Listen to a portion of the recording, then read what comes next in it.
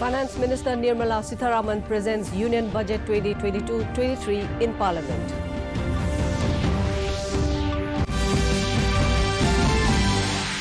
Prime Minister Narendra Modi says budget will strengthen economy and create new opportunities for common man.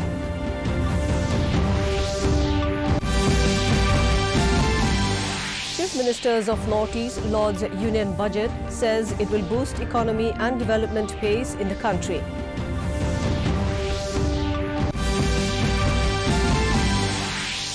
Election Commission appoints special observers for smooth conduct of elections in 5 states.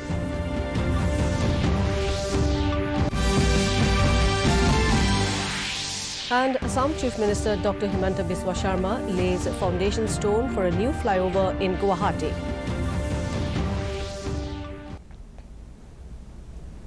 Very good evening, viewers, and a warm welcome to Northeast News Bulletin. I'm Chongamna Thumra, and now the stories in detail. Finance Minister Nirmala Sitharaman presented Union Budget for 2022-23 in Parliament today. Under the budget, the total resources being transferred to the states is 16,11,781 crore rupees. The minister said 100 PM Gati Shakti cargo terminals for multi-modal logistics facilities will be developed during the next 3 years. She announced that e-passports with embedded chips will be rolling out and digital rupee using blockchain and other technologies will be issued by RBI from 2022-23. Income from transfer of any virtual digital assets will be taxed at 30%, the finance minister said. Meanwhile, a new scheme, Prime Minister's Development Initiative for Northeast, will be implemented through Northeast Council. Further, 400 new generation Vande Bharat trains will be developed over the next 3 years, and National Highway network will be expanded by 25,000 kilometers in 2022-23. PM Gati Shakti, inclusive development, productivity enhancement and investment, sunrise opportunities, energy transition, and climate action, and 4, financing of investments. PM Gati Shakti Master Plan for expressways will be formulated in 22-23 to facilitate faster movement of people and goods. The National Highways network will be expanded by 25,000 kilometers in 2022-23.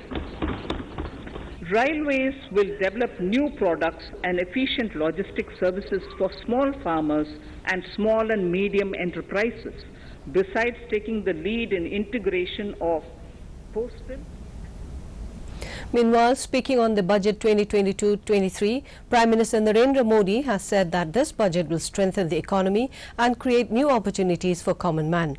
This will give a financial boost and benefit the common man with more investment, infrastructure, employment and development opportunities. He said this budget will also open up the field of green jobs. For the first time in the country, the Parvat Mala scheme is being started for Northeast as well as Himachal, Uttarakhand, Jammu and Kashmir.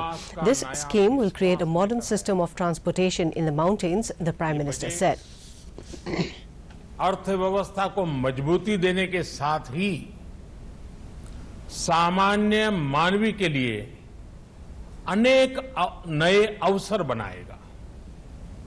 ये budget In the pandemic hit year, the government has not imposed any new tax in this year's budget, said Union Finance Minister Nirmala Sitharaman while addressing a press meet in New Delhi.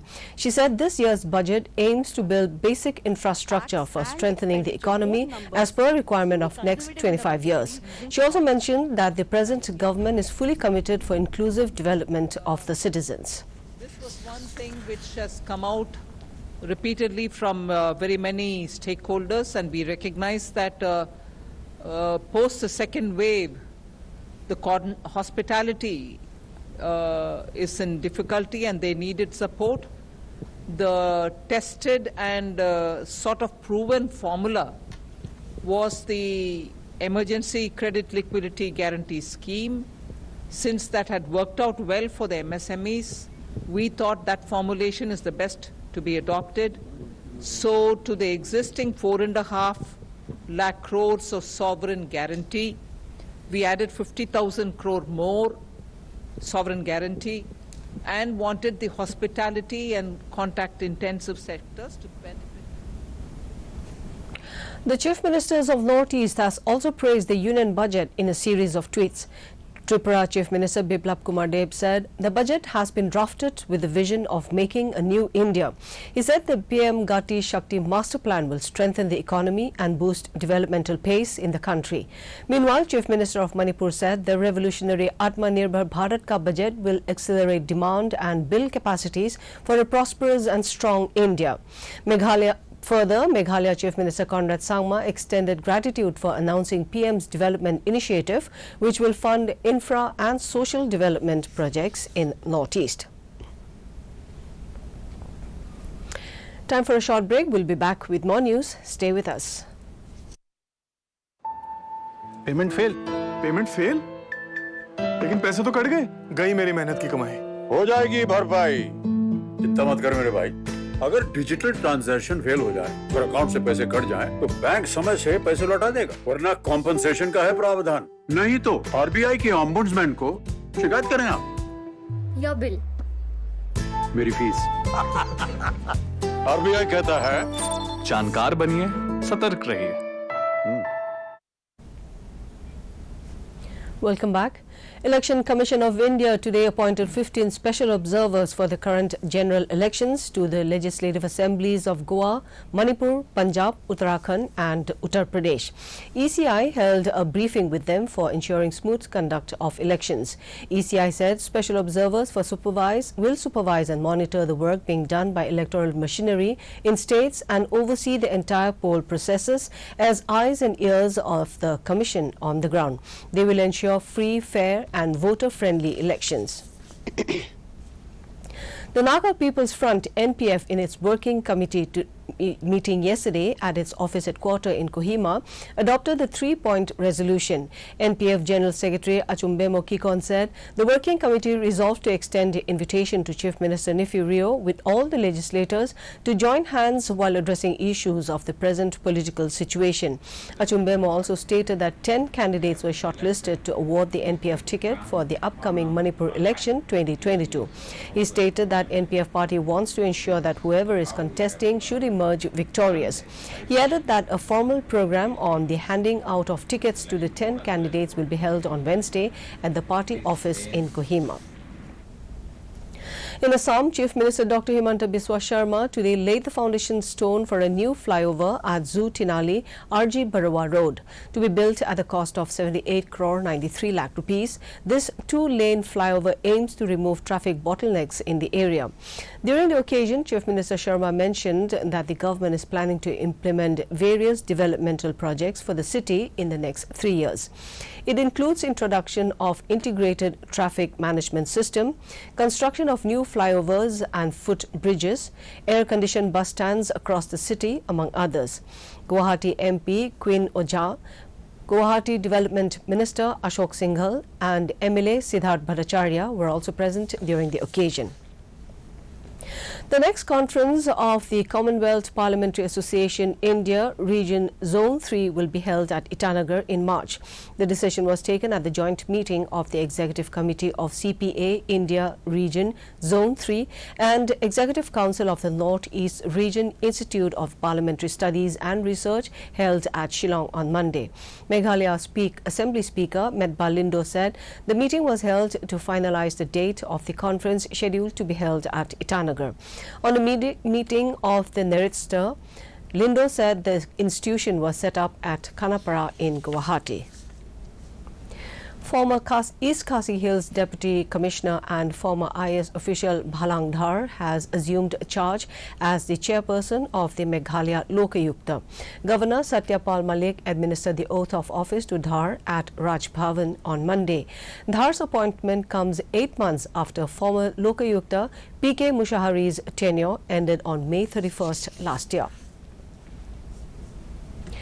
In the COVID update for Northeast, Arunachal Pradesh has reported 2,835 active cases, even as discharge cases stand at 59,288.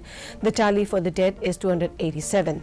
In Assam, the active caseload is 20,627, while the cured case account for 6,87,971. The death toll is 6,461. Manipur has 3,984 active cases, even as the released cases account for 1,27,226. The death toll touched 2,046.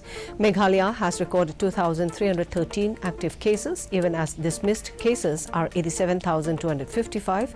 The tally for the dead is 1,526. With a caseload of 15,089 active cases, Mizoram has reported 1,59,324 discharged cases, even as the death account for 609.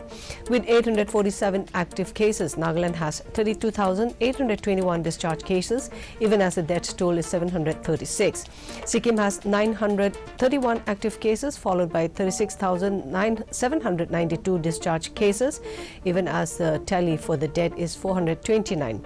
Reporting 3,525 active cases, Tripura has 95,934 cured cases. The tally for the dead is 905. And finally, to end the news, the main points once again. Finance Minister Nirmala Sitharaman presents Union Budget 2022-23 in Parliament.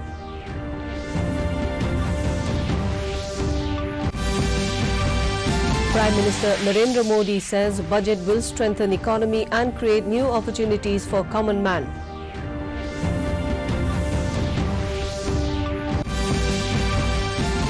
Chief Ministers of Northeast Lord's Union Budget says it will boost economy and development pace in the country.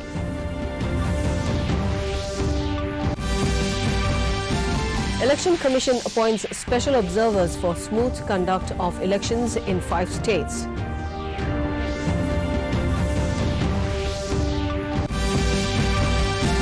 And Assam Chief Minister Dr. Himanta Biswa Sharma lays foundation stone for a new flyover in Guwahati.